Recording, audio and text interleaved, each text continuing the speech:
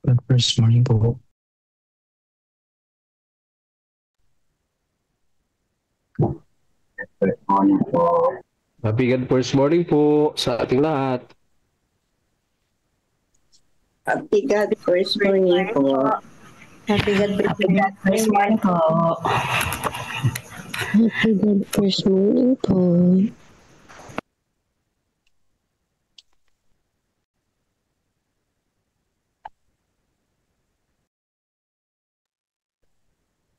Hindi ko po sure kung ako pa po eh. Mga kapatid, tayo po ay manalangin. Ama po namin banal aming Diyos, kayo po ang siyang pinakamakaperyan sa lahat. Panginoon, sa bagang ito, patuloy po namin kayong pinapasalamatan sa isa na naman pong napakagandang umaga na inyo po kami muling ginising, naglayang buhay at kalakasan. At muli kami pinagsama-sama sa platform na ito, bagamat kami po yung magkakaiwalay, ay isa kami na lumalapit sa inyo, Panginoon. Patuloy na kami pinagbubuklod sa pamamagitan po ng Zoom, YouTube, Facebook, at mga Panginoon. Sa naman po kami naroon ngayon, katipuin kayo at makasama po namin kayo at ang inyo pong banal na espiritu ang siyang pumagin po sa amin. Patuloy kaming samahan, Panginoon, sa programang ito at sa mga sandaling ito, Panginoon, ng pagmulat ng aming mga mata ay kapiling namin kayo, Panginoon, at patuloy kami magpuri sa inyong dakilang pangalan, Panginoon, ay amin pong binabalik ang lahat ng kapurihan, kalwalatian, Panginoon. Salamat po, Panginoon, sa muling pagbibigay sa amin ng pagkakataong ito. Dalangin po namin ang lahat po ng mga participants ngayong umaga ay inyo pong samahan at patuloy na lukuban ng banal na Espiritu at ang inyong pong mensahe amin pong marinig at amin pong magamit. Mas lalo po kami umawak at tumibay sa amin pong pananampalataya sa inyo. At patuloy po namin for the days of prayer sa 16 na umaga. Patuloy po namin nakikita kung paano po kami lumalapit sa inyo, Panginoon, at paano po ninyo tinutugunan ang mga panalangin aming idinutulog. At ito po, Panginoon, ay mas nagkakaroon po ng matibay na pananampalataya, Panginoon. Tuloy namin pong nilalapit ang lahat po ng mga kapatid na amin po nakakasama at gayon mga kapatid po na wala pa dito. Naman po ang banal pong kalagayan sa mga oras na ito, Panginoon, patuloy na katagpuin sila at makasama po namin sila sa paglilingkod po sa inyo. Maraming salamat po, Panginoon, at patuloy namin nilapit ang aming pong mga abang sarili. Kami po inyong patawarin sa aming mga pagkukunang pagmamalabis na nagagawa. Ang aming pong paglalapit sa inyo pong harapan na hindi katanggap. Dinisin po ang aming pong katawan, ang aming pong mga puso, Panginoon, ang inyo pong karakter, ang siyang makita sa amin, Panginoon, at sa amin pong paghayo ay makita po ang inyo pong likas, ang inyo pong ilaw, Panginoon, at mahayag po sa mga ibang tao, Panginoon, sa aming pong mga nakasalamuha ang inyo pong pag-ibig para po sa kanila. At sila rin po naman ay makakilala sa inyo bilang kanila rin pong personal na tagapagligtas. Maraming salamat po, Panginoon, sa umagang ito. Ito po aming dalangin sa pangalan po ng aming pong Panginoong Jesus. Amen. Amen. Amen po. Amen. Amen po. Hindi ko po sure, mga kapatid, kung meron pong ibang sabihan na mag-host ngayong umaga. Pero tayo po'y magpapatuloy kasi pong oras po ay nagtutumalin. Ang ating pong Bible reading ay si Ma'am Susan Analasyon at ang Let's Be Forget po ay si Brother Roman Cadalso. At sa message po ay si Sister Lovely Mualia. Sana po ay naririto na po kayo at tayo po ay magpapatuloy. Kung narito na po si Ma'am Susan, siya po ang magsasarado ng Joshua 24, no? Last chapter na po ng Joshua. Yan po. Ma'am Susan, kayo na po. Salamat po. Okay po. Happy God First Morning po sa ating lahat. Akin pong babasahin po ang Joshua chapter 24 po. Sabi po dito, at pinisan ni Josue ang lahat ng mga lipi ng Israel sa Sikim at tinawag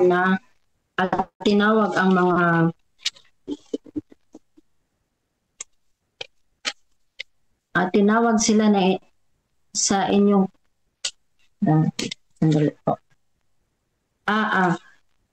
at tinawag ang mga matatanda na Israel at ang kanilang mga pangulo at ang kanilang mga hukom at ang kanilang mga pinuno at sila'y nagsiharap sa Diyos at sinabi ni Josue sa buong bayan, ganito ang sabi ng Panginoon ng Diyos ng Israel, ang inyong mga magulang ay tumahan ng unang panahon sa dako roon ng ilog na diniibat si Tari na ama ni Abraham at ang ama ni Nahor at sila'y naglingkod sa ibang mga Diyos.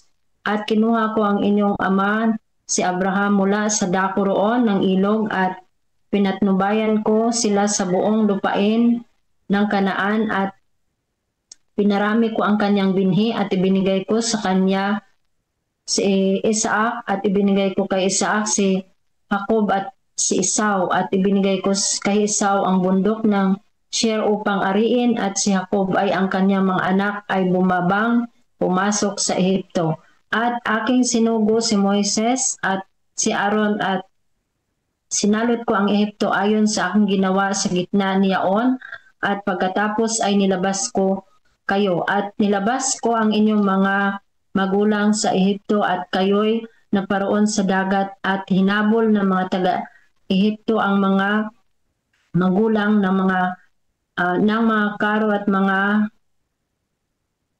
bayo hanggang sa dagat na mapula. At nang sila'y dumaing sa Panginoon ay nilagyan niya ng kadiliman ang pagitan ninyo at ang mga taga-Ehipto at itinabon ang dagat sa kanila. At tinakpan sila at nakita ng inyong mga mata kung ano ang aking ginawa sa Ehipto at kayo'y tumahan sa ilang na malaon. Sa verse 8 po, at pinasok ko kayo sa lupain ng mga Amoreo na tumahan sa dako roon ng Jordan at sila'y nakipagbaka sa inyo at ibinigay ko sila sa inyong kamay at inyong inaari ang kanilang lupain at nilipol ko sila sa harap ninyo. Nang magkagayoy tumindig si Balak na anak ni Sipor na hari sa Moab at dumigma laban sa mga Israel at sila'y nagsugo at tinawag ni Balaam na anak ni Beor upang sumpain kayo. Ngunit hindi ko dininig si Balaam. Kayo'y binasbasan nga niya kayo, gayon niligtas ko kayo sa kanyang kamay. At kayo'y tumawid sa Jordan at dumating sa Jericho at ang mga tao sa Jericho ay nakipaglaban sa inyo, ang Amoreo at ang Peresio at ang mga Kaniyo at ang Hitiyo at ang mga Gergesio, ang Hebio at ang mga Sibusiyo at ibinigay ko sila sa inyong kamay. At isinugo ko ang malalaking putakte sa unahan ninyo na siyang nagtaboy sa kanila sa harap ninyo. Sa makatuwid bagay sa 2 hari ng mga Amoreo, hindi sa pamagitan ng inyong tabak ni sa inyong busog. At aking binigyan kayo ng lupain na hindi ninyo binubukid at ng mga bayang hindi ninyo itinatayo at inyong tinatahanan. At ang mga ubasan at mga olibuhan na hindi ninyo tinatanim ay inyong kinakain. Ngayon nga ay matakot kayo sa Panginoon. Excuse me po. At paglingkuran ninyo siya sa pagtatapat at sa katotohanan. At inyong alisin ang mga Diyos na mga pinaglingkuran ng inyong mga magulang sa dako roon ng ilog at sa Ehipto. At kanyang pinaglingkuran ang Panginoon. At kung inaakala ninyong masama na maglingkod sa Panginoon, ay piliin ninyo sa araw na ito kung sino ang inyong paglilingkuran, kung ang mga Diyos ng inyong mga magulang na pinaglingkuran sa dako roon ng ilog, o ang Diyos ng mga Amoryo na ang lupain nila ay inyong tinatahanan. Ngunit sa ganang akin ay at ng aking sambahayan ay maglingkod kami sa Panginoon. Sa verse 16 po, at ang bayan ay sumagot at nagsabi, malayo nawa sa amin na aming pabayaan ang Panginoon na sa paglilingkod sa aking mga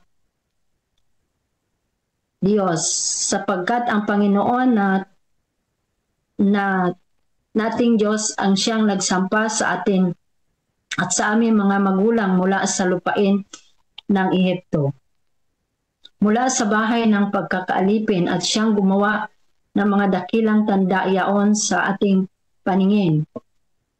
At iningatan tayo sa lahat ng daan na ating pinaroonan, at sa gitna ng lahat ng mga bayan na ating dinadaanan. Verse 18 po, at tinaboy ng Panginoon sa harap natin ang lahat ng mga bayan, ang mga Amoryo na tumatahan sa lupain. Kaya't kami ay maglingkod din sa Panginoon sapagkat siya'y ating Diyos. At sinabi ni Jose sa bayan, kayo'y hindi makapaglingkod sa Panginoon sapagkat siya'y isang banal na Diyos. Siya'y mapanibughuing Diyos, hindi niya ipatawad ang inyong pagsalangsang ni ang inyong mga kasalanan. Kung inyong pabayaan ang Panginoon at maglingkod sa ibang Diyos, ay hiwalay nga siya at gagawan kayo ng kasamaan at tilipulin kayo pagkatapos ng kanyang nagawan kayo ng mabuti. At sinabi ng bayan kay Josue, hindi kundi kami ay maglingkod sa Panginoon. At sinabi ni Josue sa bayan, kayo'y mga saksi laban sa inyong sarili na inyong pinili sa inyo ang Panginoon upang paglingkuran siya. At sinabi niya, kami ay mga saksi. Ngayon alisin ninyo, sabi niya, ang ibang mga Diyos na nasa gitna ninyo at ikiling ninyo ang inyong mga puso sa Panginoon na Diyos ng Israel. At sinabi ng bayan kay Josue, ang Panginoon nating Diyos ay aming paglilingkuran at kanyang tinig ay aming didinggin. Sa gayoy nakipagtipan si Josue sa bayan ng araw na yaon at nilagdaan niya siya sa palatuntunan ng at ng ayos na sikin. At sinulat ni Josue ang mga salitang ito sa aklat ng kautusan ng Diyos, at siya'y kumuha ng malaking bato at inilagay sa lilim ng ensina na nasa tabi ng sangtuaryo ng Panginoon. At sinabi ni Josue sa buong bayan, narito ang batong ito ay magiging saksi laban sa atin sapagkat narinig nito ang lahat ng mga salita ng Panginoon na sa kanya'y sinalita sa atin. Ito nga'y magiging saksi laban sa inyo, baka ninyo itakwil ang inyong Diyos. Sa gayoy, pinagpaalam ni Josue ang bayan, bawat isa sa kanyang mana.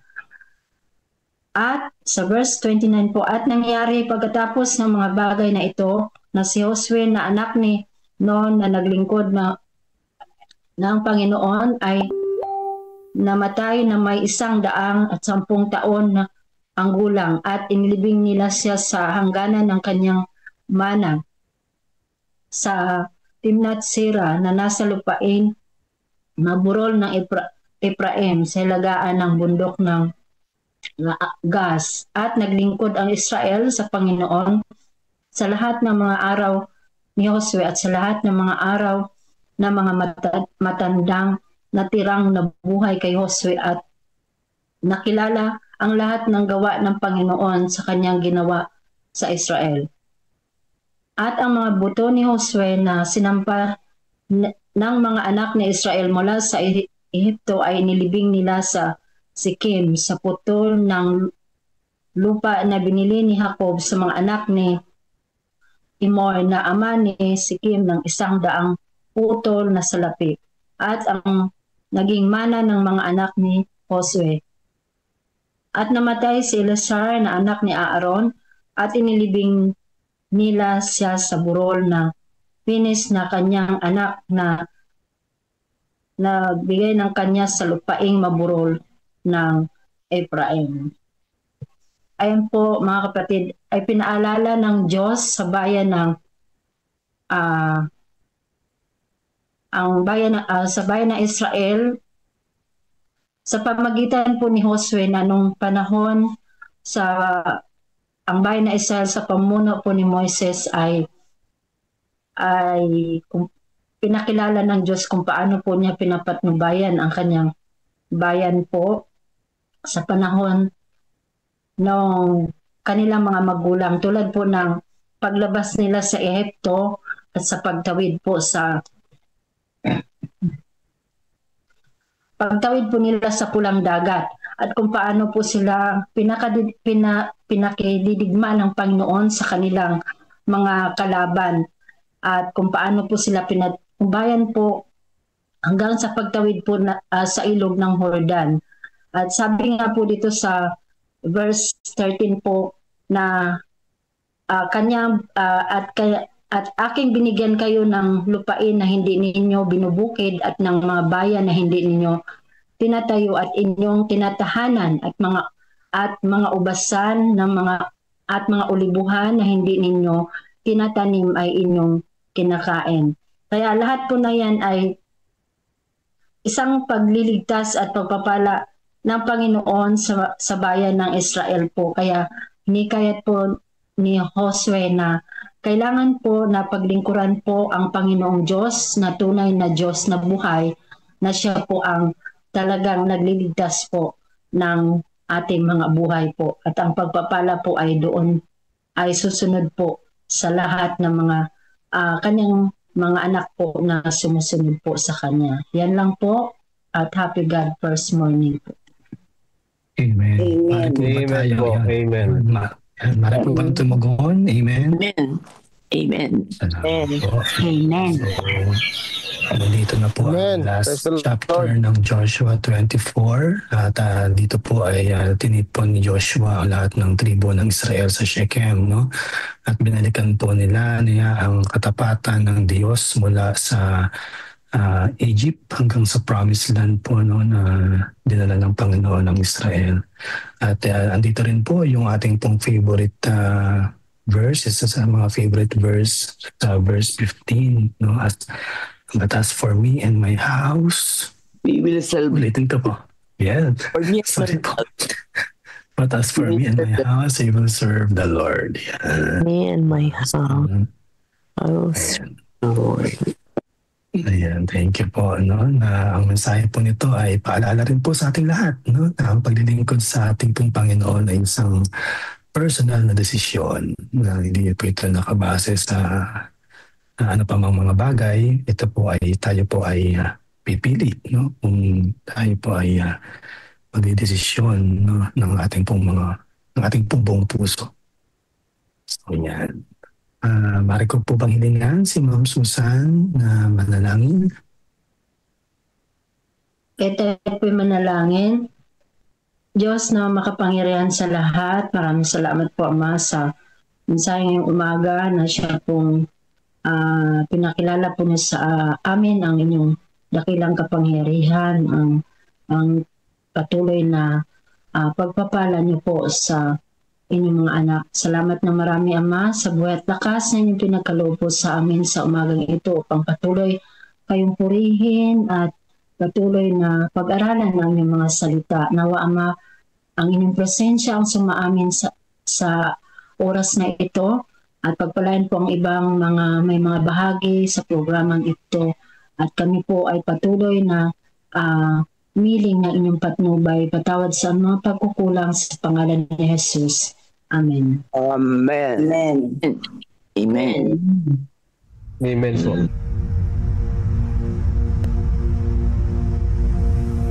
After Jesus returned to heaven, his disciples remained with the awesome task of taking the gospel to the whole world. Filled with the Holy Spirit, these men and women proclaimed the message they had received with boldness and power, reaching out to all corners of the then known world. But it was not without great opposition, first from the Jews, then from the Roman state. Many Christians were faithful to the point of death, suffering torture and humiliation from cheering onlookers at the Circus Maximus and Colosseum in Rome and throughout the empire. However, the blood of the martyrs only paved the way for the further spread of the gospel. After years of persecution by the Roman emperors, one of them, Constantine, professed conversion to Christianity in 312 AD. Now Christianity became popular, but it resulted in many pagan practices and symbols entering the church, particularly in Rome. The Bishop of Rome assumed more and more power and authority and began to oppose and oppress all who recognized Jesus alone as the head of the church and who accepted the Bible alone as the supreme authority. To escape this increasing persecution, God's true people withdrew to the wilderness areas of Europe. In northern Italy, the Waldenses took refuge in the mountains. While many were slain, the light continued to shine in the darkness. God was still in control, and he began to raise up men like Wycliffe, Huss, Tyndale, Luther, Calvin and Zwingli to stand for his truth.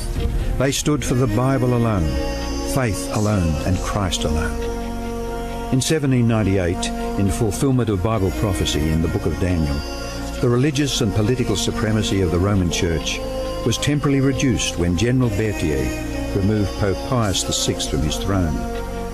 Consequently, in the decades that followed, there arose a great awakening of interest in the prophecies of Daniel, and many were convinced Jesus was soon to return.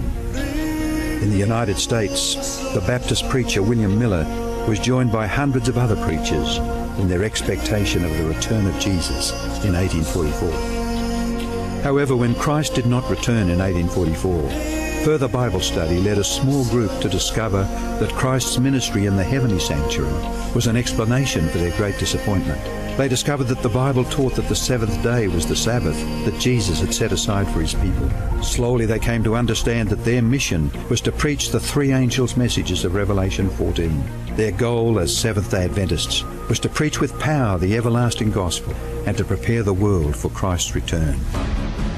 More than 160 years have now passed, years that have brought 2 world wars, numerous military campaigns, financial depression, the rise of atheism and secularism, as well as a booming world population, with natural disasters increasing in frequency and intensity. Today, the Church's mission and message is more relevant and urgent than ever in its history. Jesus is coming soon, and the world must be warned. Prepare to meet your God.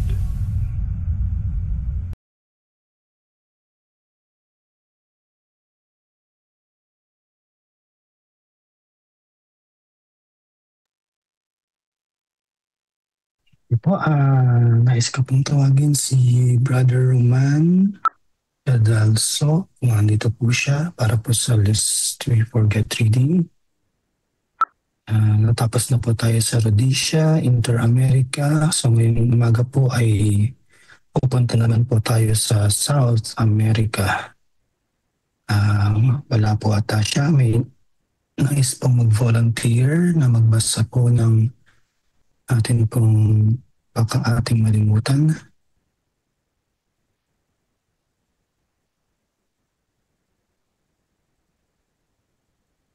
Pagsulong ng Adventismo sa South America.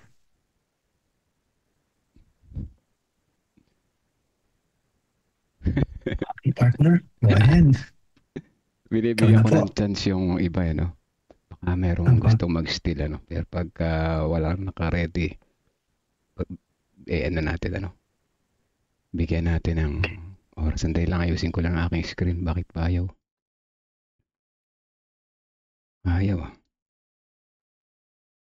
Ay, bakit? Sandali, ah. Ayaw talaga niya. Okay, di bali kung ayaw niya, di wag. Bilis mo naman magtampo. Hindi, yung screen po, Pastor, hindi ako. Hindi ko makikita eh. Nahihirapan ako eh. Oo nga. Tayo po, hindi po tayo magtatampo, Pastor. Tayo nang dumutilat ang mata, hindi tayo magtatampo. Ayaw talaga makisama ng screen ko anyway. Pagtsatsagaan ko na yung maliit na ganito. So, ayan, tako naman tayo sa South America, mga kapatid.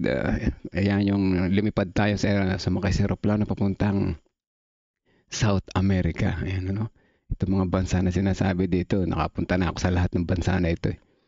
South America, lalo na dito, Kala ko dito English yung salita. Karamihan dito Spanish pala. Mahira din na nakakapagsalita ng English. So kung paanong sinugo ako ng Ama ay sinusugo ko rin naman kayo. Sabi sa John 20 verse 21.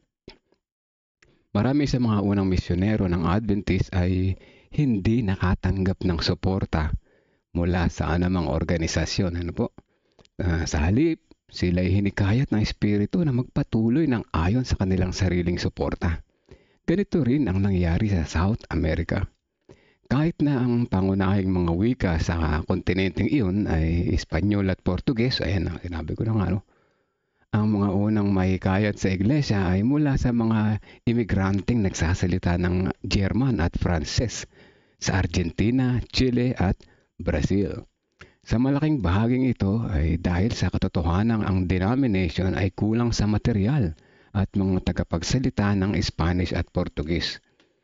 Ang mga unang Seventh-day Adventist na nakarating sa South America ay sina Claudio at si Antonieta de Designet na tumanggap ng Adventism sa France at sa pamagitan ng ni Diti Bordo at lumipat sa Chile noong 1885.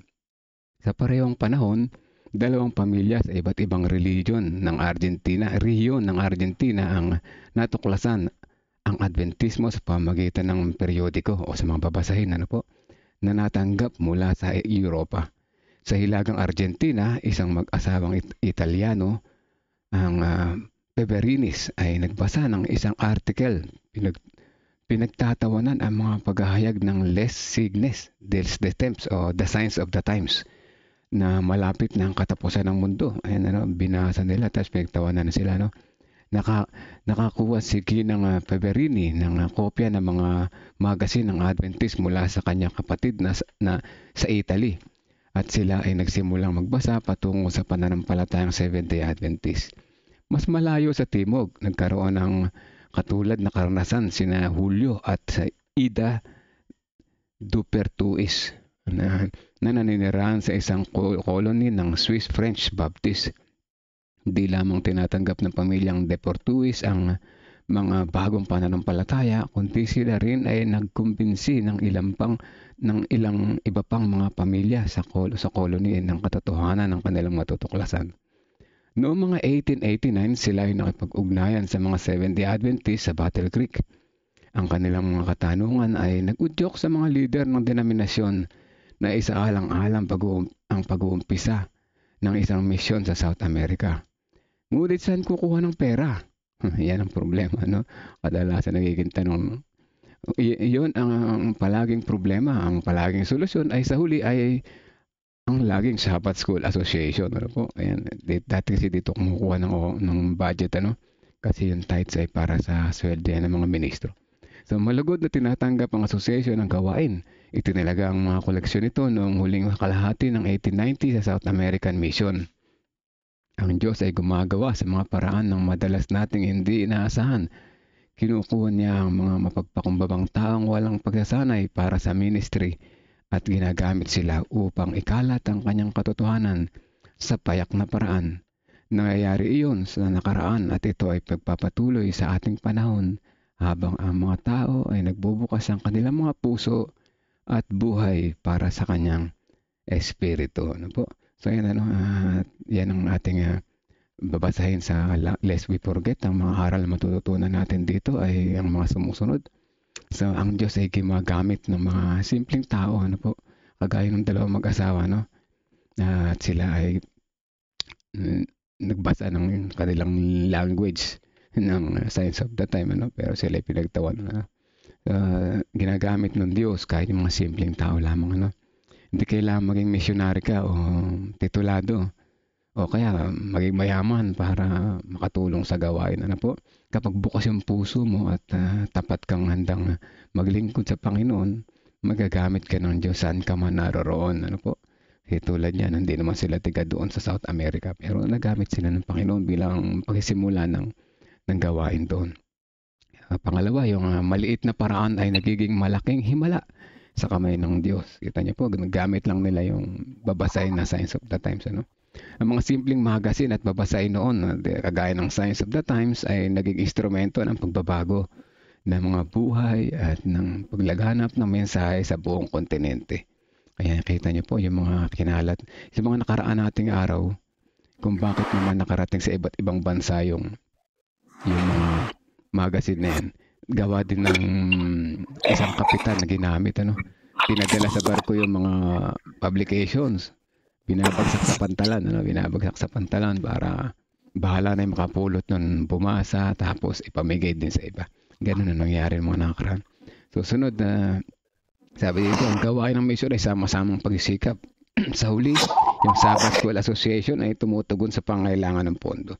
So, sa ngayon, may COP na mga kapatid tayo, no? So, hindi lamang sa Sabbath School manggagaling ang pondo, no po? At sa pangkalahatang gawain, kaya napakaganda ng COP, mga kapatid, no? Makakatulong tayo sa worldwide mission, hindi lamang para sa ating local church. Tuloy natin. So, ang Espiritu Santo ang tunay na tagapagsimula ng mission. Yes, ano po mga kapatid, ang Holy Spirit ang magsimula ng mission, no? Hindi talaga tayo in-invite lang ng Holy Spirit, tapos tayo yung willing na sumunod. Kaya tayo ay hindi man misyonero, tayo naging misyonero saan pa mga kapamaraanan na kaya natin gawin. Ano po, importante tayo ay willing na gawa para sa Panginoon. May tanong dito mga kapatid, minsan ba naisip natin na sino ba ako para gamitin ng Diyos? Natanong na ba natin yan sa ating sarili? Sino ba ako para gamitin ng Diyos? Ano po? Ako ay isang hamak na ano lamang na tao lamang na mahiyain, no? Ganun. Hindi ako marunong magsalita. Naisip ba natin yan? Pero mga kapatid ko, magagamit tayo ng Diyos basta willing tayo, no? Kailangan yung willingness natin. So, tingnan natin dito. Pero kung titingnan natin ang kasaysayan ng Adventism, ang Diyos ay palaging gumagamit ng mga ordinary people. Ano po? Ordinary people. Yung mag-ina, magsasaka, mga guro, kabataan, mga manggagawa, upang ipahayag ang kanyang mensahe at pag-asa, mga kapatid. So, ayan, kung handa kayong sumunod, maging misyonero, saan pa mang kapamaraanan na kaya ninyo, maliit man yan o malaki, wala na magsisimula sa malaki, puro sa maliit. Ano po? Ayan ang ating lesson, mga kapatid. Tayo ay gagawa ayon sa tinakda ng Panginoon na gusto natin sumunod. Ano? Pag sumunod natin sa Kanya, makakagawa tayo. Salamat po sa pakikinig. Amen. Brother. Amen po. Brother Melvin. Pastor Jeremy, nice po kayong sabihin, Pastor. Okay lang naman, nakikinig lang. Pero gusto ko pong i-reflect yung part nung paanong nakarating doon ang ebanghelyo ng tatlong anghel, no? Signs of the Times. Talaga napakalaking bagay talaga na ang mga kapatid ay naunawaan po ito upang nabibigyan natin ng pagpapahalaga itong mga aklat na atin pong sinusulong na magiging Missionary Book of the Year or mga magazines na mayroon po kayo dyan ay pwede po talaga i-share at yan ay malaking kasangkapan ng Diyos upang abutin ang iba para mabigyan sila ng liwanag ayon po sa mensahe ng tatlong sinubong anghel. Kaya lalo na yung pong sinabi ni Brother Melvin na huwag nating hayaang wala tayong gagawin para sa pag-imprinta ng mga aklat na ito. Yan ay ginagamitan ng mga offerings. Okay, so maliwanag na muli pong in-emphasize ng ating pong tagapagbasa si Brother Melvin. Pinapaalala po muli sa atin at sinasariwa ang Combined Offering Plan. Combined Offering Plan ay isang plano, ng sistematiko at regular na commitment o promise sa ating Panginoon na handog bilang ekspresyon ng ating pagsamba sa Kanya. Sabi po ni Elder Ayrton Collar kahapon, kung nanood po kayo ng ating commitment service sa SSD, don't think the enemy is big. Don't think that the mission is big. Think that you have a big God. Yan. So yun po ang sinabi niya hapon sa atin. Hindi ko natin tinitignan ng malaki ang kaaway o ang gawain. Ang tinitignan natin ay ang Diyos na napakalaki higit sa lahat ng mga ito. Kaya tayo po ay patuloy na manalig at umasa na ang Panginoon ay tatapusin niya ang kanyang gawain. Sabi po ni Sister White sa Desire of Ages, kung ang gawain ay sa Panginoon, siya rin ang maglalaan ng mga bagay upang ito ay tapusin. Marahin po tayo ng ating Panginoon. Happy God First Morning. Move forward for God's mission. God bless you. Amen. Amen. Amen. Salamat po, Pastor Jerry. Amen. Amen po. Susog sa ating pong lest we forget, sa mga susunod na araw ay ulit makikita pa po natin kung paano po lumawig ang Adventism sa South America, sa India at maging sa Asia. So wag po kayong mawawala sa mga susunod na mga umaga ng ating pong for the days of prayer. So sa pagkakataong ito, bago po natin tawagin si Sister Lovely May Moalia para po sa ating topic na Praying God's Promises in the Spirit, ay nais ko pong tawagin muli si Brother Melvin sa isang panalangin. Panalangin din po niya mo, Brother Melvin, si Sister Lovely para po sa ating po mensahe ngayong umaga. Brother Melvin, let's pray po mga kapatid. Mapagmahal naming Diyos, aming amang banal na nasa langit. Muli kami nagpapasalamat po sa pagkakataon na ito na muli niyo kaming pinalalahanan ng mga ordinary people na kagaya namin ay maaaring magamit sa misyon sa ano pa mang kapamaraanan, kahit sa mga pinakamaliit na bagay.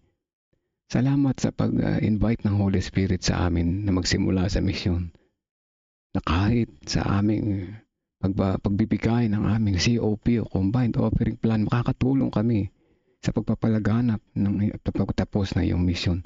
At ganun pa man sa ibinigay niyo sa aming mga skills, ito ay aming magagamit kung aming willing na ipapagamit sa ito sa iyo. Salamat sa paggabay sa amin sa araw-araw. Salamat sa pagbuhubog sa amin. Salamat sa kaunawaan. Salamat sa karunungan. Salamat po sa iyong pagmamahal. Sa papapatuloy ng aming programa, nais namin ipanalangin uli si Ma'am Lovely na magpapatuloy mag-discuss ng aming Day 16 na message para sa 40 Days of Prayer. Ang inyong karunungan ay ipagkaloob sa Kanya, sa kanyang mga labi na kayo ang mangusap sa Kanya, sa amin, sa umaga na ito at sa kami naman, sa aming mga nakikinig, ilayo niyo po kami sa iba pang mga distractions at kami makapakinig at maunawaan namin ito sa panahon ng aming reflection, makapagbahagi kami ng aming mga naunawaan at paano kami mga hawak sa iyong mga pangako. Ito po aming dalangin sa pangalan ni Jesus namin tagapagligtas. Amen. Amen. Amen.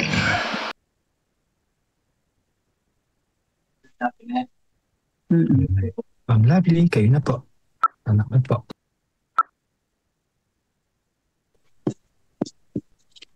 Happy God First Morning po sa ating lahat.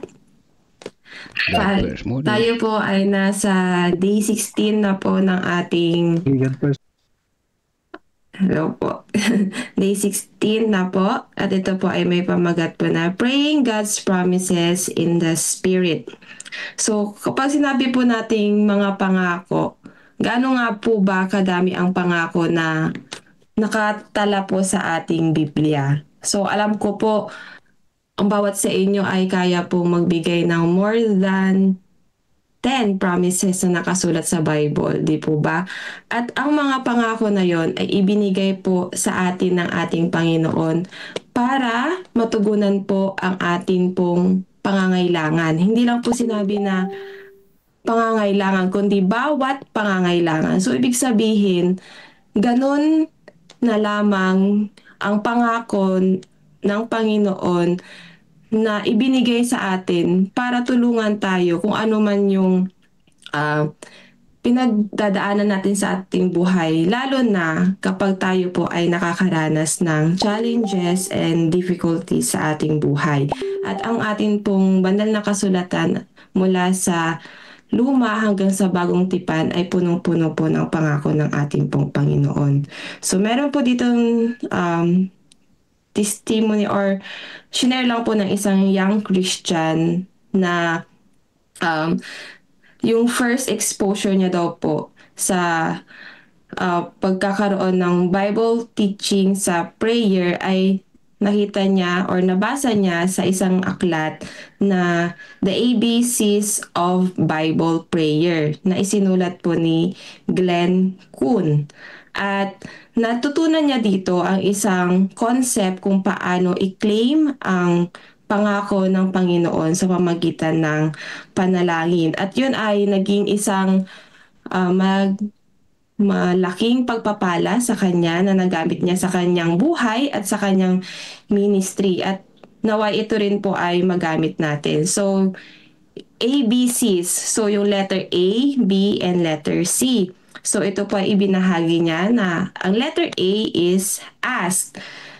Kung atin pong babasahin ang nasa Matthew 7 verse 7, ang sabi po doon ay, ask and it shall be given you, seek and you shall find, knock and it shall be opened unto you.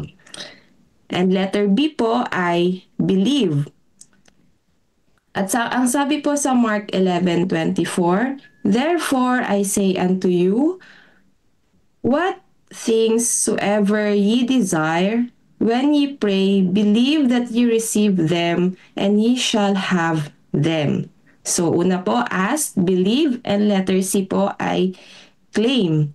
Claim the promise with thanksgiving before any answer is seen. Ayan po mga kapatid, atin pong tandaan yung ABCs. Pero ito lang po ay isang unang formula ng prayer na pwede rin po natin gamitin na natutunan din po nitong isang young Christian sa isang aklat na isinulat ni Glenn Kuhn. Sa Bible po, ay madami po tayong makikita na iba't ibang stories na magpapatunay na ang Panginoon po ay tapat sa kanyang mga pangako. At makikita din po natin ang iba't ibang tao, kahit po ang ating Panginoon, na ginagamit or pinapakita na sa kanyang panalangin ay humihingi siya sa Panginoon, naniniwala siya at kiniklaim niya yung promise na iyon. Halimbawa na lang po ay yung nakatala po sa John 11:41 to 43. Ito po ay yung kwento po kay Lazarus.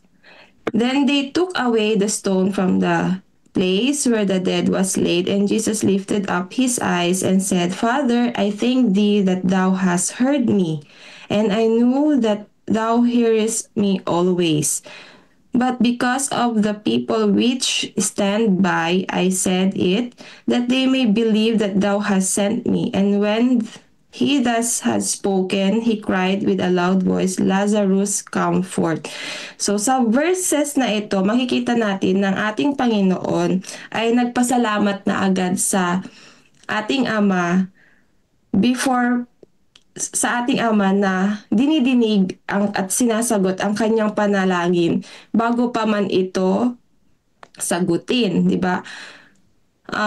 Gaano na lang po yung faith ng ating Panginoon sa kanyang Father na magbibigay po agad ng thanksgiving bago pa man niya matanggap yung sagot sa kanyang mga panalangin. So dito po, pinapakita na ang pangako po ng ating Panginoon ay sigurado. At kung meron po tayo nun, kung panghahawakan po natin ang mga pangako ng ating pong Panginoon, ay magiging confident po tayo na kung ano yung sinabi ng Panginoon ay talaga naman pong gagawin niya. Sabi nga po sa Numbers 23 verse 19, God is not a man that he should lie, neither the Son of Man that he should repent. Hath he said, and shall he not do it? Or hath he spoken, and shall he not make it good? Di po ba? So, ibig sabihin po, ang Panginoon ay kaya niya pong gawin lahat ng pangako na ibinigay niya sa bawat isa po sa atin. Ang Panginoon po natin ang siyang naglalang, gumawa ng langit at ng lupa. So, ibig sabihin po, siya po talaga ay makapangyarihan at walang anumang mahirap na bagay na hindi po kayang gawin ng atin pong Panginoon. At isinulat din po ni Mrs. White sa Christ Object Lesson, page 38, in every command and in every promise of the Word of God is the power and the very life of God, by which the command may be fulfilled and the promise realized. Tingnan po natin. Diba po, sabi po dito, ang bawat pangako daw po ng ating Panginoon ay isang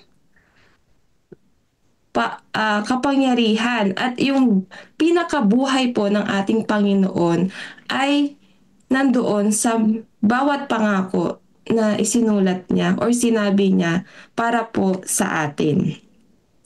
So, ang kapangyarihan po at ang buhay ng ating Panginoon ay nasa kanyang mga pangako. So, kung atin pong panghahawakan yung mga pangako na yon, ibig sabihin, nasa atin din po yung kapangyarihan, hawak din po natin yung kapangyarihan at buhay na meron ang atin pong Panginoon. At isa pa po na halimbawa ng story na ipinapakita yung isang marvelous prayer model na kung paano kiniklaim ng character na ito ang promises ng atin pong Panginoon ay si King Jehoshaphat. So alam po natin na sila po ay naka-face ng isang war, hindi po ba? At kung titingnan, ang kanyang army and defenses ay more than 1 million na mga well-trained men na kung tutuusin ay ready for battle. Pero nung nakatanggap sila ng mga threat, ay hindi ang naging unang response ni King Jehoshaphat, kahit gaano man ka-prepared yung kanilang army, hindi niya sinabi na, sige, sugod tayo. Hindi po. Kundi siya po ay nanalangin sa Panginoon. Siya po ay tumakbo sa atin pong Panginoon.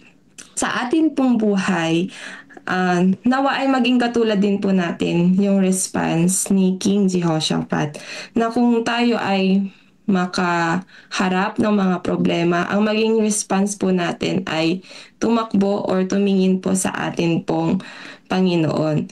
Hindi naman po yun ibig sabihin na hindi na natin gagawin kung ano yung dapat nating gawin kung tayo ay sa kung ano man na sitwasyon na meron tayo. Pero lagi po kasing parang nagiging normal response natin bilang mga tao na kapag nakakaharap po tayo ng mga problema ay gumagawa po tayo ng sarili nating desisyon.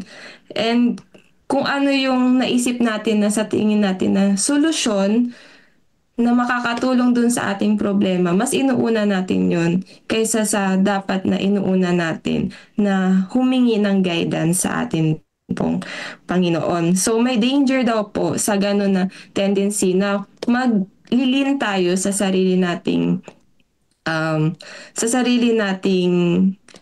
lakas or decision na hindi tayo humihingi ng tulong po sa atin pong Panginoon.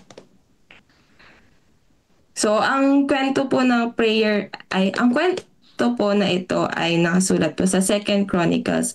At nais ko pong basahin kung paano po yung naging panalangin po ni King Jehoshaphat.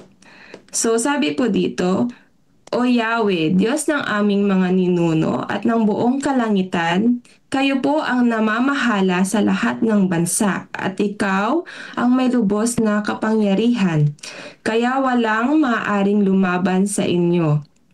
O Diyos namin, ikaw ang nagpalaya sa mga taga rito upang ibigay ang lupaing ito sa bayan mong Israel magpakailanman. Ginawa ninyo iyon ayon sa inyong pangako kay Abraham na inyong kaibigan. Dito nga sila tumira at tinayo nila ang templong ito upang dito kayo sambahin. Sabi nila, kung may masamang mangyari sa amin tulad ng digmaan, baha, salot o taggutom, haharap kami sa templong ito upang humingi ng tulong sa inyo sapagkat dito kayo sinasamba. Tatawag kami sa inyo, papakinggan ninyo kami at ililigtas sa panahon ng aming kagipitan. Ngayon sinasalakay kami ng mga kawal mula sa Amon, Moab at sa kaburulan ng Edom, mga lugar na hindi nyo ipinahinintulot na pasukin ng mga Israelita nang umalis sila sa Ehipto, kaya sila hindi nawasak. Ngayon ito po ang iginanti nila sa amin, sinalakay nila kami at naispalayasin sa lupang ito na ipinamana ninyo sa amin. Ikaw po ang Diyos namin, parusahan ninyo sila, hindi namin kayang labanan ang ganito karaming hukbo. Hindi po namin alam ang aming gagawin, sa inyo lamang kami umaasa. Samantala, lahat ng kalalakihan ng Juda kasama ang kanilang mga asawa at anak ay dumulog kay Yahweh. Dito po natin makikita rin sa panalangin ni King Jehoshaphat ang kanyang kababaang loob na sa kabila po ng pagiging prepared po ng kanyang army ay inacknowledge niya pa rin po na hindi po nila iyon kakayanin nang wala po ang tulong ng atin pong Panginoon. Base po sa kwento, dininig po ba ng Panginoon ang kanila pong panalangin? Opo, dininig po ng ating Panginoon. At kung mapapansin po natin sa panalangin po ni King Jehoshaphat, ay makikita po dito yung 5 hakbang ng isang matagumpay na panalangin sa mga pangako ng atin pong Panginoon. Ang una pong ginawa ng atin pong hari na ito ay pinraise niya po ang ating Panginoon. Niluwalhati niya po ang ating Panginoon na especially po doon sa mga problema na related doon sa kanila pong kinakaharap.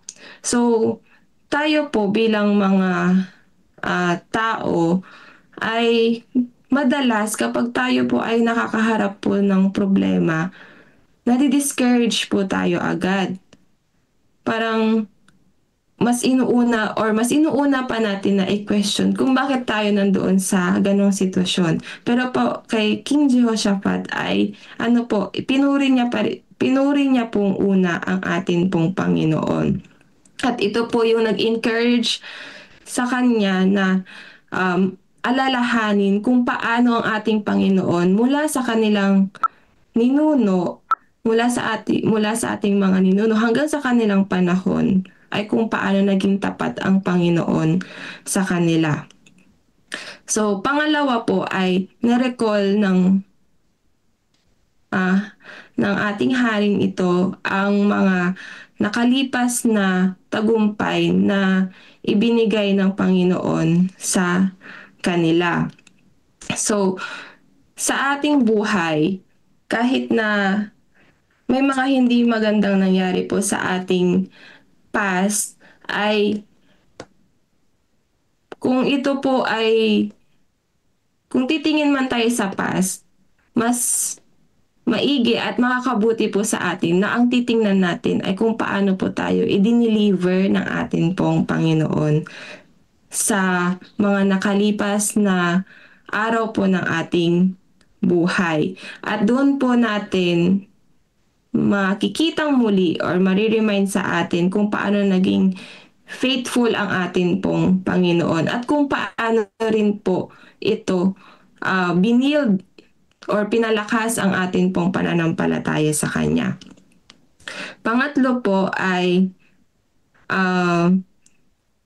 sa panalangin po ni King Jehoshaphat ay ang mga promises na related sa problem ay sinabi ni King Jehoshaphat kung ano yung mga naging pangako ng Panginoon. Parang sinabi niya ulit kung ano yung mga ginawang pangako ng Panginoon mula pa doon sa mga kanila pong mga ninuno.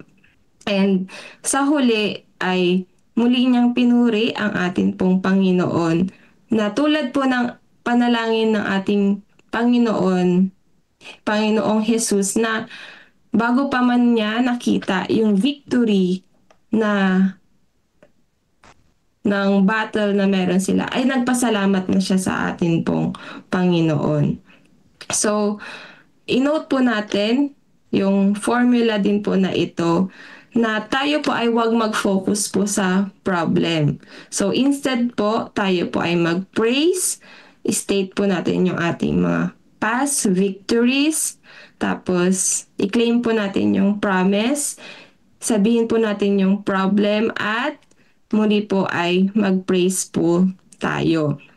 So nawa po mga kapatid, ang mensahe na ito ay patuloy na mag-remind po sa atin na ang atin pong Panginoon ay tunay pong tapat sa kanyang mga pangako, sapagkat ang atin pong Panginoon ay ang Panginoon na nag-deliver sa kanyang mga anak noon ay siya rin pong Panginoong tapat na magdi-deliver din po sa ating mga pagsubok sa ating buhay, sa ating pong present at sa mga dadating pong pagsubok po sa ating buhay in the future.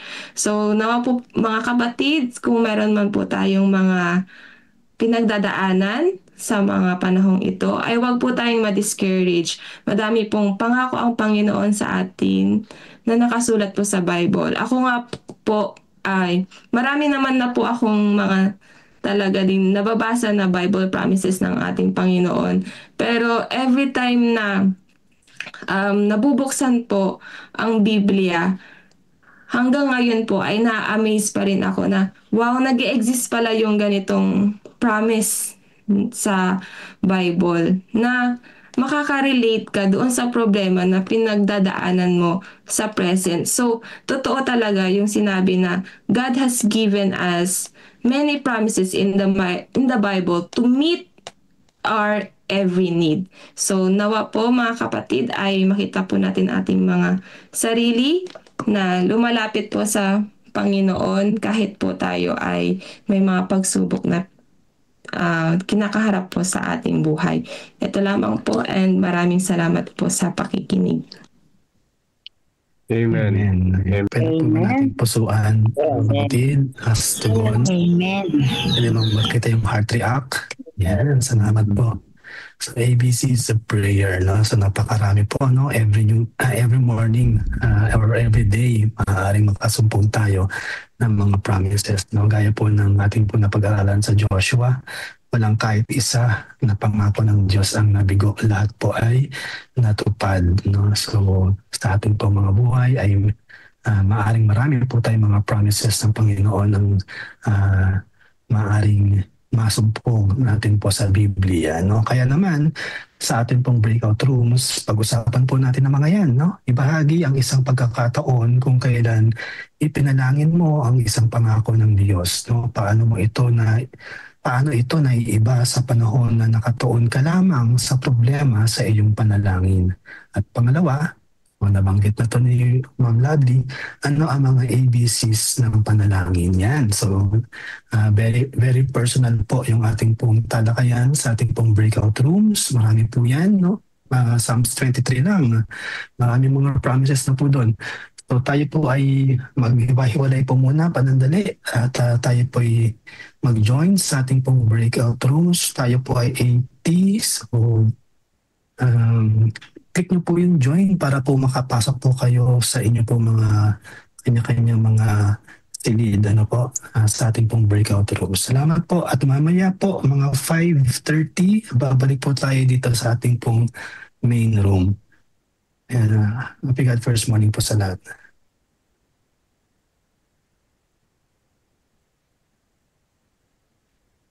Ano oras tayo balik? 5:30 na, di ba? 5:30.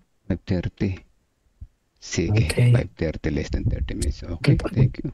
Join na po kayo. Alright.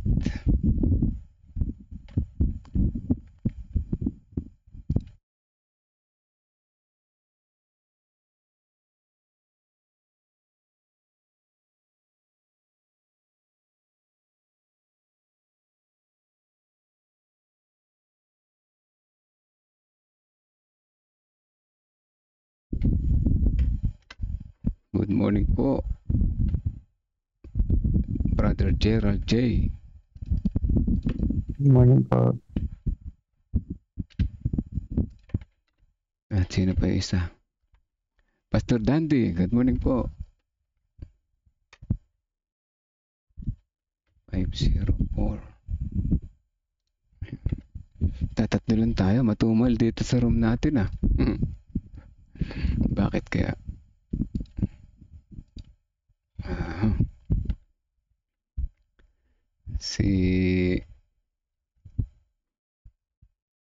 Si Brother Ding Laureta. Good morning po. Pag nagkamali ako, i-correct niyo po ako Hindi ko alam kung yung ibang pastor hindi ko ma-recognize as pastor kung hindi ko kilala. Si Pastor Dante kilala ko. Yung iba ay hindi. Pastor Melvin, good morning. Good morning po. Ba't ganun parang kaboses mo si Pastor Nelson? Nagulat ulit ako. Kala ko si Pastor Nelson yung naka-join. Apat lang tayo. Matumal talaga sa room natin. Tayo ay nasa room 7. Anyway, tayo magpapatuloy. Naglagay akong oras dyan. Meron pang 25 minutes na natitira. Tama ba? Tama. 25 minutes. Ano po? So, ang ating mga tanong, ilalagay ko dyan sa screen para ating mausap-usapan. Actually, maganda yung ating lesson. Praying God's promises in the Spirit. Ano po? Maganda yung lesson natin ngayon. Teka. Hindi ko kasi pwedeng i-share screen at mawawala na naman sa kabila. Ayan. So, ang unang tanong, ako na po mag-uusap. Pagbigyan niyo po ako pagbigyan niyo po ako para makapagsimula tayo. So, ibahagi, mag-uusap tayo rito ng ating personal experience o reflection. Ibahagi to natin yung isang pagkakataon na tayo ay kung kailan ipinalangin natin yung isang pangako ng Diyos. Paano ito naiba sa panahon na nakatuon ka lamang sa problema sa iyong panalangin. Doon muna tayo sa number 1. Meron pa sa atin na naka-experience na ipinalangin natin yung kanyang pangako. Yung pang halimbawa na sa halip na nalangin ka lang na Lord, may problema ako, mabigat ang problema ko. Kadalasan kasi sa atin ganun yung ating mga panalangin. Na puro yung mga problema lang natin na ating sinasabi. Meron bang time na nakapanalangin tayo, sabi nga sa question, ng ating panalangin ay yung mga pangako ng Diyos ay ating binanggit sa panalangin. And then, ano raw yung naging pagkakaiba ng panalangin na ito?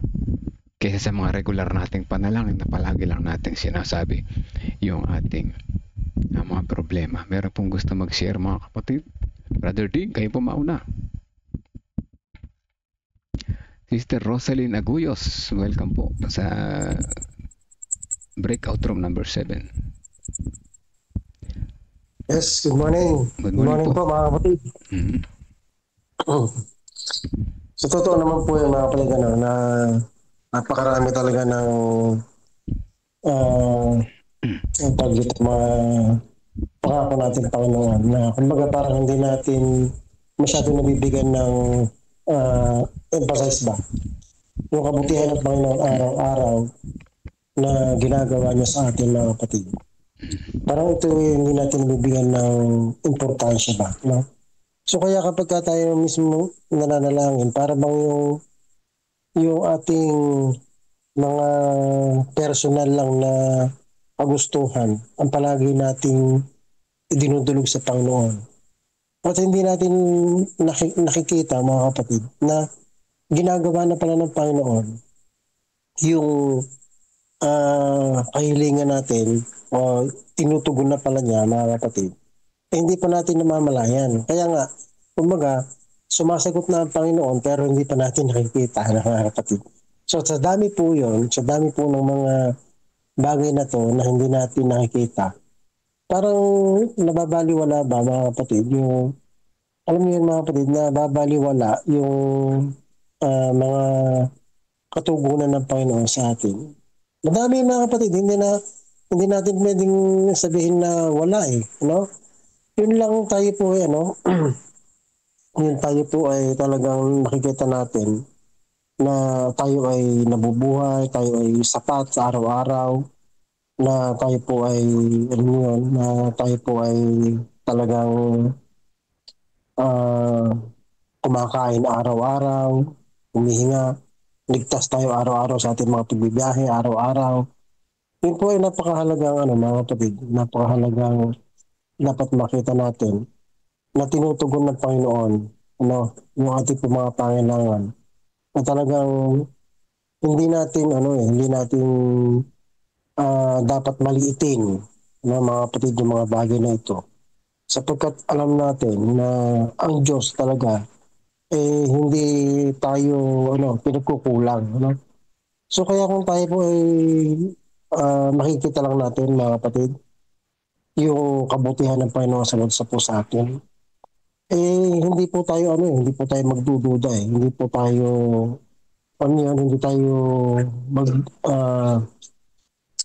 hindi tayo magbibigay ng dahilan mga kapatid para pagdudahan ng Panginoon ang kabutihan ng Panginoon sa atin. Kung atin lang na-emphasize, kung atin lang nare-recognize yung mga kabutihan na ito na binibigay niya sa atin mga kapatid. So kaya hindi lang yung personal nating kagustuhan ang dapat nating pagpasalamat sa Panginoon. Yung kung alin lang yung tinugon ng Panginoon, yun lang yung ating pagpapasalamat sa Panginoon. Palagay ko mga kapatid, parang may kulang doon pag gagawin mga kapatid. At yung maliliit na mga bagay na nakikita natin na ginagawa ng Panginoon araw-araw sa atin, hindi natin nakikita. So kaya mga kapatid, dapat yung sa lahat ng panahon, sa lahat ng oras, mga kapatid, pasalamatan natin yung kabutihan ng ating Panginoon sa po sa atin. So yun lamang po muna, Brother Melvin. Salamat po. Amen. Salamat po, si Brother Ting. Tama naman, kahit naman ako, minsan hindi rin natin nalalaman na ganun pala dapat ang pananalangin. Kagaya ng panalangin ni sino ba yung ginamit na example dito sa lesson? Ganun pala dapat, i-review natin konti. Kahit ako dati, pag nananalangin, yes, nalalaman ko yung kanyang mga pangako, pero meron palang magandang mga comment na binigay, Pero talaga naman, lahat tayo, na-experience natin yan. Pag nananalangin tayo, puro yung ating problema lang yung ating sinasabi. Pero si King James po, Brother Melvin, sinabi ni Sister Lovely, yung promises ng Panginoon. Yes. Ito, i-review ko yung sinabi niya, sinulat ko dito. Pagka pala tayo nananalangin, kaya maganda nga yung lesson natin na ito ngayon, na-review tayo na ngayon matututunan natin, paano manalangin. Unahan natin ng papuri. Purihin natin ang Panginoon. Kahit na may mabigat tayong problema, purihin pa rin natin ang Panginoon. Tayo manalangin. Tapos, sa unang part ng ating panalangin, alalahanin natin yung mga magandang ginawa ng Diyos para sa atin. Halimbawa, na-experience ko to, So, tapos, alalahanin natin yan. Halimbawa, dati narin akong dumaan sa pagsubok na mabigat. Yung nananalangin ako sa Panginoon na baka hindi ako makagraduate ng college dahil 4 kami sabay-sabay, Pero ginawa ng Panginoon, nakagraduate ako, Kaya nung ako yung nagkasakit ng matinding sakit, karamdaman, ang panalangin ko sa Panginoon ay hindi ko nabanggit na dati mo na akong niligtas sinagot yung aking mga panalangin. Dapat pala alalahanin natin yung mga dating magandang ginawa ng Panginoon sa ating buhay.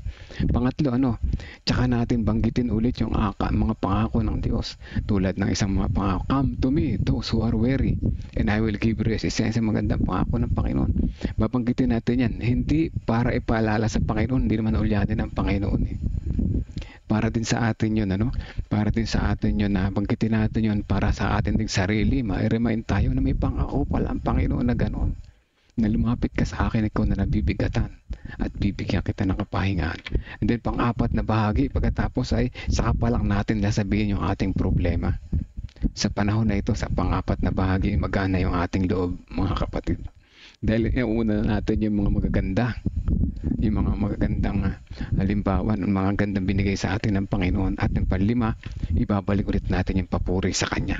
So 5 steps ng panalangin, papurihan natin siya, alalahanin natin yung mga magandang ginawa na niya sa atin, sa ating buhay, at banggitin natin ulit yung Kanyang pangako sa atin, tsaka pa lang natin i-state yung anong problema natin, at pagkatapos purihin natin ulit siya. Kagaya ng example na sinabi ni Pastor Claro Ruiz Vicente, sila'y na aksidente sa sasakyan, nasa ospital sila, malaki yung bill, babayaran nila, wala silang pambayad. Ang sabi ng kanyang asawa ay, paano natin babayaran yan, wala naman tayong pera. Alam niyo po ang sagot ni Pastor Claro, napakaganda, na maalala niyo ito. Hindi nga tayo hinayaan ng Panginoon na mamatay sa aksidente.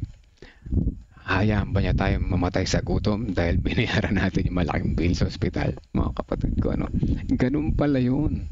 Yung aalalahanin natin yung past na ginawa niya na maganda sa atin. Sa araw-araw nating paggising sa umaga. Alalahanin natin yung araw-araw na naging malusog tayo. Kaya yung isang araw na may sakit tayo, hindi yan mabigat, kailangan makita natin. So ayun po, maganda yung ating pag-uusapan ngayon. Kung mayroon pa sa inyo mga experience na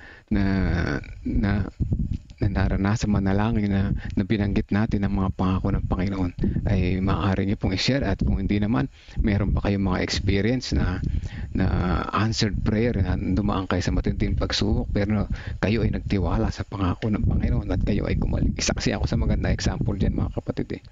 At hindi ako nag-focus sa malaking problema ko. Ako ay cancer survivor, mga kapatid. Nag-focus ako sa mga pangako ng Panginoon at paano makatulong sa gawain habang ako ay humihinga pa, mga kapatid. Hinayaan ko yung sakit na yan, kusang gumaling yan, mga kapatid, sa pamagitan ng mga tulong ng Panginoon. So welcome din po sa mga bago pang dumating, si Pastor Mark yan, at si Pastor Rudy Vargas. Kayo po yung mag-share, Pastor Mark. Sino po yung nagsalita? Hello. Si Pastor Dandy. Ayan, sige po. So ang tanong kanina po ay medyo siguro tingnan natin yung immediate needs na mag-response ng Panginoon at saka yung long-term response ng ating Panginoon. Depende pala sa ating pangangailangan kung maiksi at immediately. Minsan ako ay na-invite, na-assign ako sa Cavite. Madaling araw ng alauna ko'y tinawag, kinatok sa kwarto ko, doon ako na-assign. Sabi niya, Pastor, yung nanay ko ay pinaposes, nagbuboses lalaki. Pwede po ba ninyo ipanalangin? Ay ako na ipapungas-pungas, nabigla, at hindi ko alam kung anong gagawin ko. O sige kako, susunod po ako sa inyo. Bumalik ako sa kwarto at nanalangin ako ng katakot-takot. Binasa ko yung Psalms 91, Psalms 23. Paglabas ko, dala ko yung Bible ko. Mayroon nakita ko, nakabukas kasi ang bahay nila. Matatanaw lang sa paglabas ng gate. Bukas ang pinto.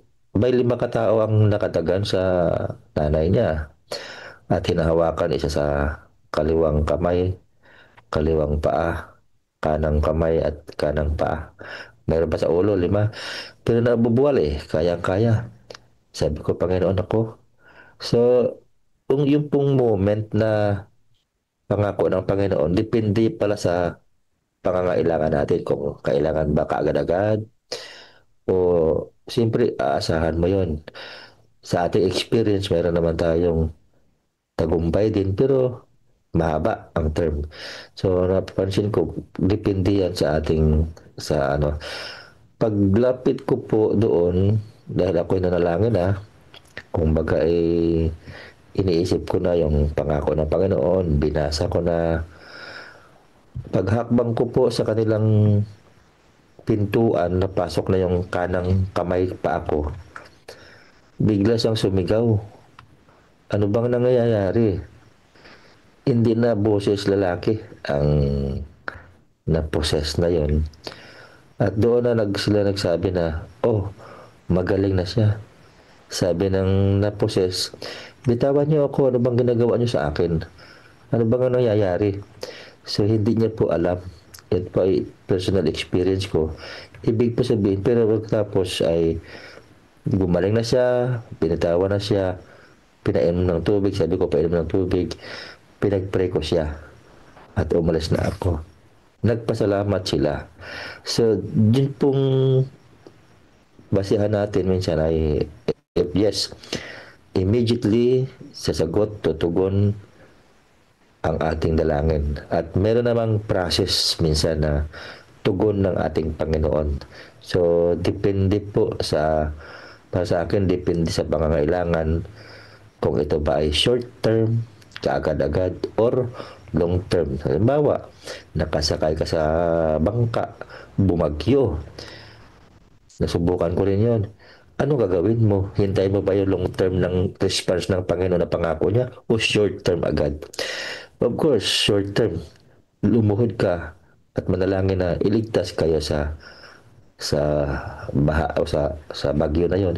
So, yun yung isang bagay na maging ma-identify natin, depende sa ating pangailangan, depende sa mga hamon. Pero ang paniniwala ko, consistent talaga yung pangako ng Panginoon, either short term or long term. Consistent ang Diyos sa kanya pong pangako. Thank you po. God bless.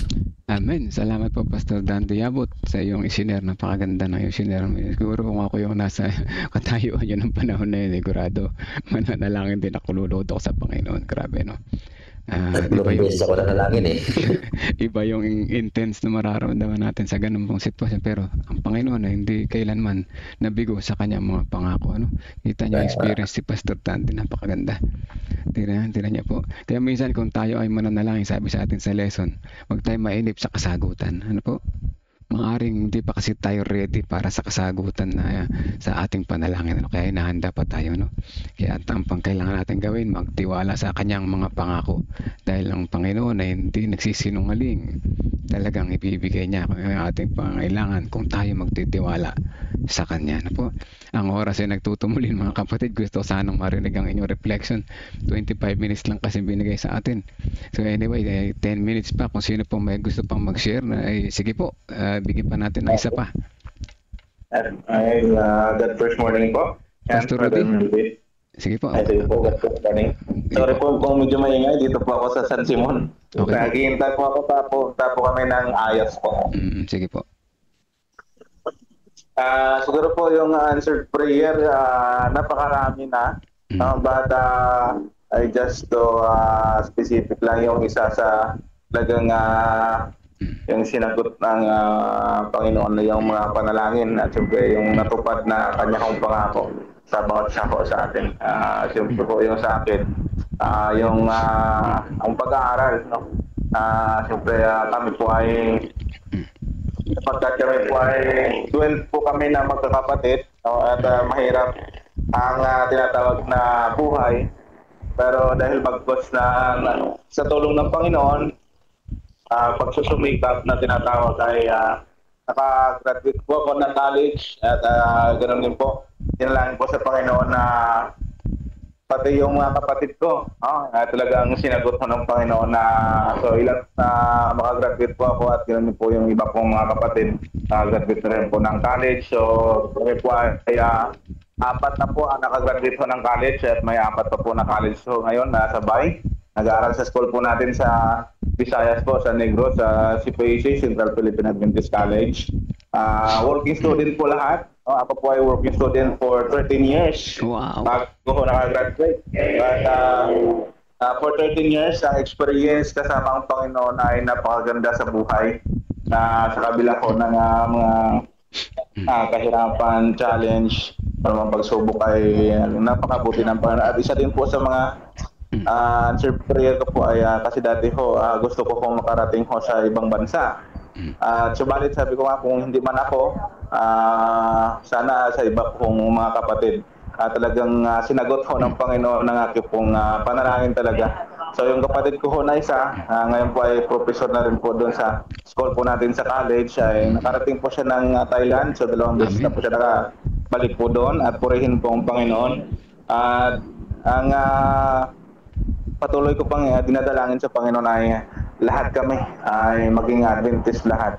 So, meron pa po ako mga kapatid na dalawa na lang yata ang hindi pa ako na Adventist.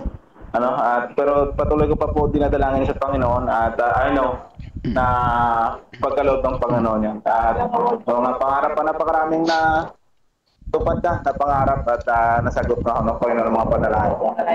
Purihin po ang Panginoon sapagkat hindi niya ako binibigo yung bawat isa sa atin ayon po sa kanyang pangako sa bawat isa sa atin. So yun lang po, maraming salamat. Amen, Pastor Rudy. Napakaganda ng iyong experience. 13 years, pinatibay ka ng Panginoon sa loob ng 13 years. Talagang handang-handa ka sa anumang pagsubok. At nakita natin ang pangako ng Panginoon ay hindi napapako. Ayan, magandang ating lesson sa umaga na ito. Masarap pa sana magkwentuhan, pero tayo ang oras ay nagtutumulin. At ako na po'y mananalangin, babudgeting ko na lang kulay pulang oras na yan. Tayo sama-samang manalangin, magkaroon tayong 30 seconds silent prayer and then I will continue po. Let us pray mga kapatid, samahan po ninyo ako.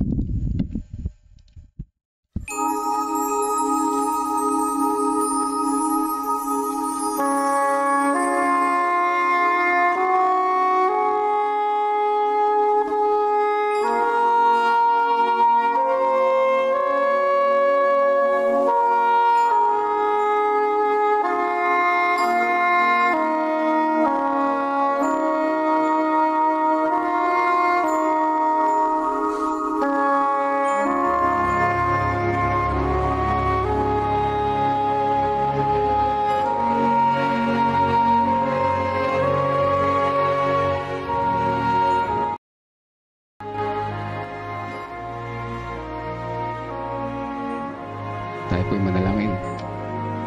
Mapagmahal naming Diyos, aming amang banal na nasa langit. Kami po ay nagpapasalamat sa umaga na ito na muli niyo kami in-invite sa platform na ito upang makijoin, matuto, malaman namin na kayo ay hindi nabibigo sa iyong mga pangako. Salamat sa mga examples na inyo ibinigay sa aming buhay na sa aming mga previous na pinagdaanan sa buhay. Kami ay inyong sinamahan, binigyan ng tagumpay. Patuloy na ang inyong pagmamahal kailanman ay hindi nababawasan o dakilang Diyos. Sa aming mga panalangin, nais namin isama sa panalangin ang aming mga kapatiran unang-una, mga narito ngayon sa platform. Ang sambayan ni Brother Ding Loretta, ni Pastor Rudy Vargas kasama na yung kanyang safe travel papunta sa Ayas.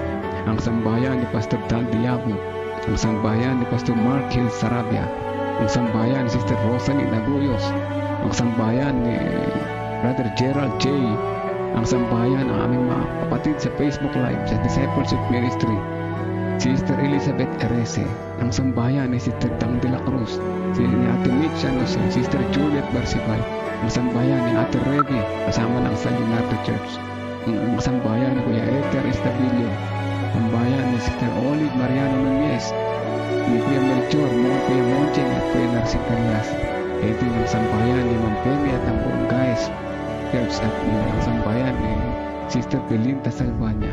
Dalangin din namin at ng Diyos ang aming mga panalangin na nakalista dito sa aming listahan, ang lahat ng local church officers ng buong CLPN, and din ang PLAA, katulad ng PLAA at mga elementary schools, Kasama namin sa panalangin din ang Every Family is a Builded per Program. Gayon din ang groundbreaking na gaganap sa November 30 at ang constituency meeting sa December 18-9. Kasama din namin sa panalangin ang mga crusade sa iba't ibang mga lugar sa aming mga nasasakupan. Patuloy ang pag-alabin ng mga kapatiran na gumagawa dito at marami ang maibahagian ng iyong mga pangako at mga pabalita at ng iyong pagmamahal. Dalangin din namin ang kagalingan sa may mga karamdaman at pisikal. Una-una si Cristelyn Cain, si Mary Jane Esguera, si John Emerson Talusan, si Rose Lazaro, si Armando Alcantara. Kasama rin namin sa panalangin si Sister Irma Galang, si Sister Kate Justin Corteza, si Gabe, si Hannah, si Sandra, ang kanilang physical health and mental health o dakilang Diyos. Dalangin din namin si Sister Sweet and Aldrin, gayon din si Conching Carpio, si Buboy Vicente. Kasama rin namin sa panalangin ang kalusugan ni Sister Feli Cucheco, si Mark Ian de Chavez, Cleo Prelia Rosa, si Charik Ancheta, Yoli Liktawa, Cristina Aguilar, si Jaime at si Naring Malungat. Kasama na rin si Gianni Kaliwag, Marcos Espiritu, si Elenji de los Santos, si Rocky de los Santos, kay din si Isaira Van Cruz, si Feli Diaz, si Freya Austria, si Normita Baron, Miriam De Vera, si Ace Divine Lacaba, si Adeline Feliciano, si Brendalyn Bermudez. O dakilang Diyos, ang mga pangalan na ito may mga karamdaman pang pisikal. O dakilang Diyos, aming inihiling, aming pinupuri ang iyong pangalan, aming inaalala ang iyong mga pagpapagaling sa mga dating may mga karamdaman. Isa na rin po ako doon, o dakilang Diyos, at aming pinangahawakan ang iyong mga pangako na ikaw ang aming lalapitan sa mga ganitong kalagayan, at nais namin ihiling muli sa iyo. Ipuin ang iyong mapagpagaling na kamay ng mga tao may mga karamdaman na ito, may mga pinagdaraanan sa buhay, sa oras na iyong perfect time na iyong tinakda, at sa iyong kalooban pinakamabuti para sa amin lahat. Maaari po ba o dakilang Diyos, ang lahat sa amin na kasama namin na nanalangin sa umaga na ito. Meron din kaming mga kanya-kanyang mga problema sa aming buhay na kayo po nakakabasa na aming mga puso. Sabay-sabay niyo po itong dinggin at pagkaloob sa amin ayon sa inyong kalooban, hindi lang sa aming kagustuhan, kasama na ang kagalingan sa aming karamdamang espiritual ng dakilang Diyos. Dalangin din namin ang aming kapatid na nahihingi ng special prayer request, ang pasasalamat sa kanyang kaarawan, si Mr. Wilma Fernandez. Sa araw na ito ay nagdiriwang ng kanyang kaarawan. Salamat po sa mga taon na mga pagsubok na ibigay niyo sa kanya, pinagsamahan niyo siya sa kanyang buhay, na sa kanyang napanagumpayan sa tulong po at sa tulong po ninyo. At ang aming kahilingan ay ang good health sa kanya sa araw-araw, sa mga susunod na araw, buwan at taon na darating sa kanyang buhay, at kung paano siyang sinamahan sa mga nakaraang mga taon. Gayon niyo rin po siya samahan at maging example siya ng mabuting katiwala sa kanyang bahayan, sa kanyang kapitbahayan, sa kanyang iglesia. Ito po ang aming dalangin sa pangalan ni Jesus, aming tagapagligtas. Amen. Amen. Thank you, Brother Melvin. Amen po, mga kapatid. Ang oras ay natapos na. Let's go back to breakout room, mga kapatid. Sige po. Sakto lang.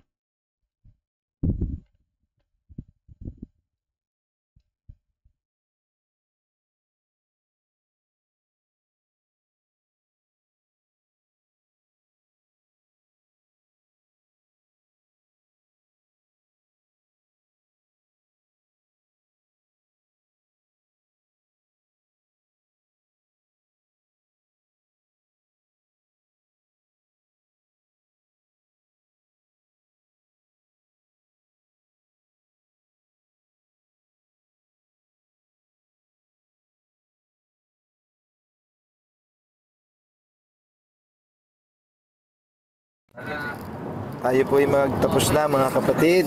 Magandang umaga po sa inyo. Brother Redmond, okay ka pa? Apo. Okay, sige po, mag-host na po kayo and then diretso na tayo sa closing song. Nandito na siguro tayo lahat, 75 na tayo. Salamat po. Apo. Salamat po, mga kapatid.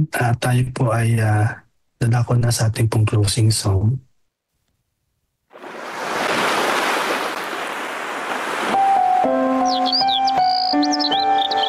Kapag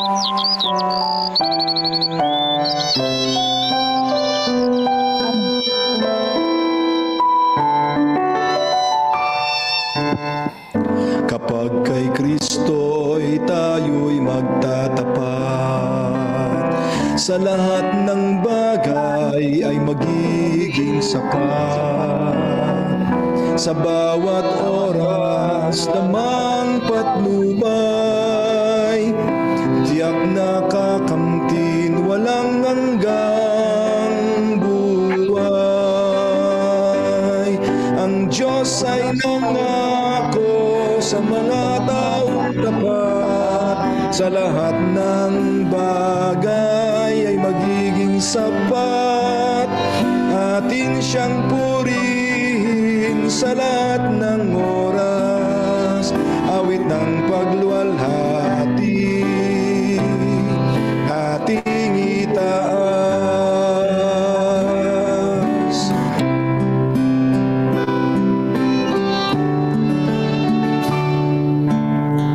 Si Kristo ang ating gawing Panginoon, puso't isip sa Kanya ito. Di kaput, handog, talento at tulong, misyon sa gawain ng ito'y sumulong. Ang Diyos ay nangako sa mga taong tapat, sa lahat ng bagay ay magiging sapat. Atin siyang purihin sa lahat ng oras, awit ng pagluwalhati ating itaas. Pagagaanin ating mga pasan, sa mga suliranin Kanyang tutulungan. Magtiwala tayo't Siya ang tawagan, tunay na ligaya ay makakamtan. Ang Diyos ay nangako sa mga taong tapat, sa lahat ng bagay ay magiging sapat. Atin siyang purihin sa lahat ng oras, awit ng pagluwalhati ating itaas. Kapurit walhati sa Kanya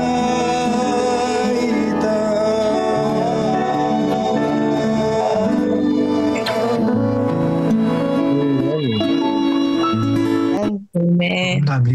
Lovely closing prayer po. Amen po.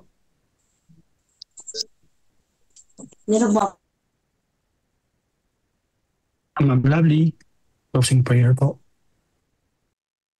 Tayo po'y manalangin. Pagpala naming Diyos sa makapangyarihan sa lahat, maraming salamat po Ama sa muling pagpapaalala sa amin sa umagang ito ng inyo pong katapatan sa lahat po ng inyong pangako po sa bawat isa po sa amin. At tunay po na amin pong muling na-recall at nakita Panginoon kung paano po yung deliverance na ibinigay niyo po sa amin sa mga nakaraang araw po ng aming buhay, at yun pa rin po ang patuloy na amin pong panghahawakan sa amin pong mga mararanasan sa present and sa future po Panginoon. At maraming salamat po Ama na kami po ay nagkaroon ng ganitong klase ng programa na kung saan ay amin pong naibabahagi ang inyo pong katapatan sa buhay po ng bawat isa po sa amin.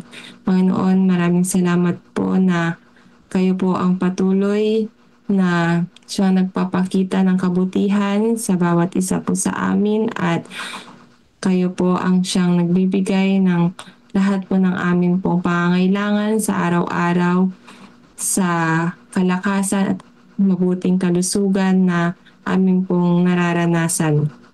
Panginoon, patuloy po namin dinadalangin ang amin pong misyon na nawa po inyo pong pagpalain po ang aming mga leaders, na tulungan niyo po sila sa mga desisyon na kanila pong gagawin, sa mga programa na kanila pong ibinababa para po makatulong sa mga members na lumago po sa pananampalataya.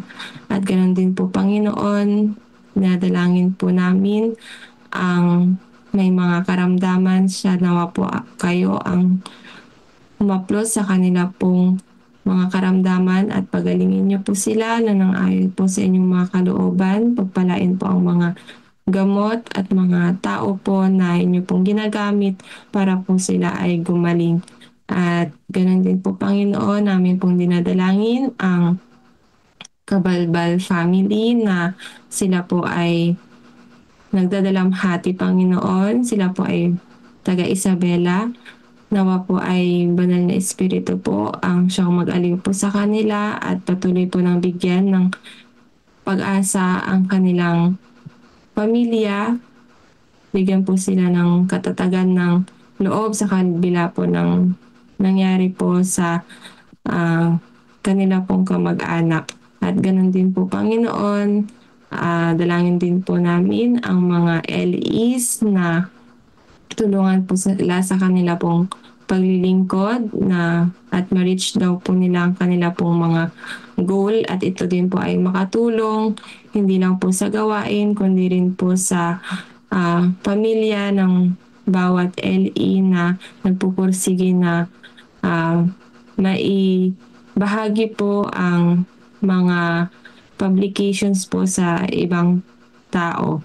At nawa po, Panginoon, pagpalain niyo rin po bawat isa po sa amin sa araw na ito, sa mga trabaho po ng aming gagawin at sa lahat po ng aming mga lakad. Kayo nawa po ang siyang amin pong makasama at maging pagpapala po nawa kami sa bawat tao na amin pong makakasalamuha sa araw na ito. At muli ay makita po namin ang inyong pong kapangyarihan at inyong pong kabutihan sa aming buhay. Patawad po, Ama, sa aming mga nagawang pagkakasala at pagkukulang. Ito po ang aming hiling at dalangin sa matamis na pangalan ni Jesus na aming tagapagligtas. Amen. Amen. Amen. Amen. Amen. Tayo po ay dalawang sa ating pong chant. Sabay po tayong mag-chant. Every church is not church. Ready, set, go. Every church is a missional church. Missional. First and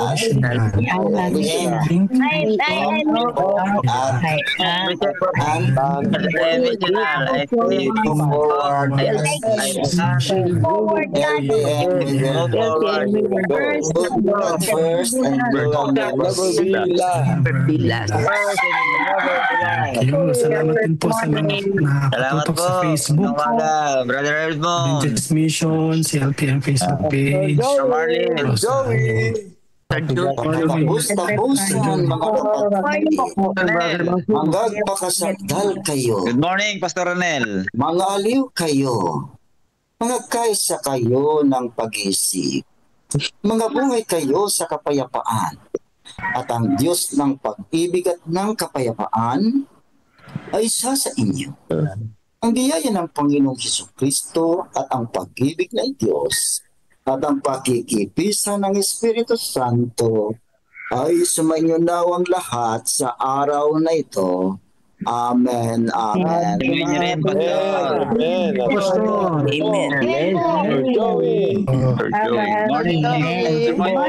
God be the glory. Sister Emma, good morning. Good morning, Sister Emma. God bless everyone. Good morning, Pastor Ronel. Good morning. Thank you, Ma'am Labi. Brother Johnny, good morning. Sa ating lahat po. God bless you. Love you. Na po tayo. Good morning. Na po tayo. Love you all. Ate Neri. Love you in the name of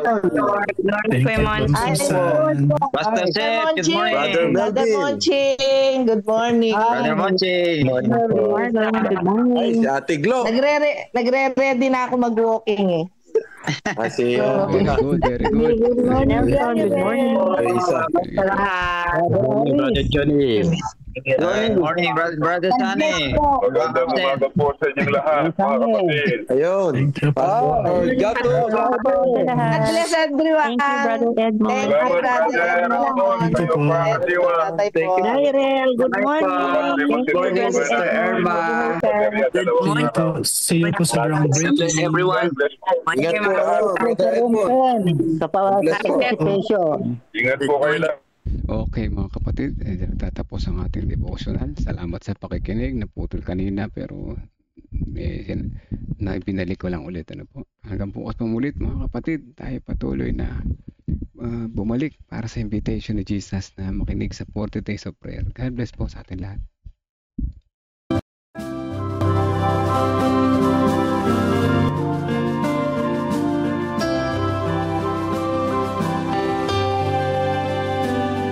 I hear the voice of Jesus calling. My answer is, I will go. I see the need of people crying.